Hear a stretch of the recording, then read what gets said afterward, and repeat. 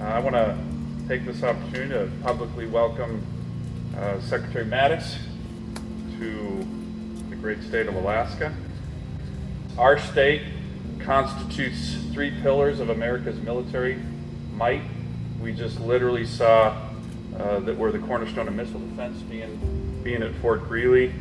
We are the hub of air combat power for the Asia Pacific and the Arctic. And you're seeing it right here at Eielson with 54 F-35s coming in the next couple of years. And then, of course, we're a platform for expeditionary forces, 425, which just got back from Afghanistan, the 1st Stryker Brigade, which is right down the road here, given our strategic location in airlift.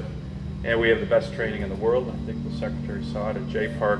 And great communities. There's no place in America that supports our military like we do in Alaska. Of the Fort Greely missile field that we just returned from just a few minutes ago, and that is, as you know, a critical component in the American deterrent effort against the use of missiles against our country. Several hundred young soldiers, National Guardsmen up there who defend 300 million Americans, and they are very, very much aware of their job and the responsibilities they carry. It's a very sobering reminder for our adversaries that we are able to defend ourselves. And so it was a real good trip for the Senator and I to go up there and see these people going through their drills and their constant state of readiness.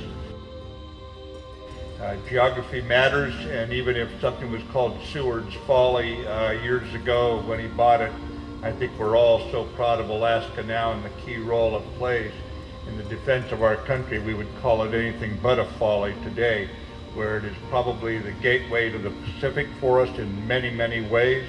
It's one of 5 states that's got a Pacific coastline, and I actually come from one of those states myself, so it's good to have a senator who takes such a possession of the issues that we have to deal with out in the Pacific, who leads by example. I knew this senator when he was number 100 on the list of seniority in the U.S. Senate, and he is not number 100 anymore, but I would also tell you that by his study of the issues and his leadership of the legislation, in many, many ways, he has brought the Congress in support of the Department of Defense in ways that we did not enjoy in years past, and we're grateful for that sort of support.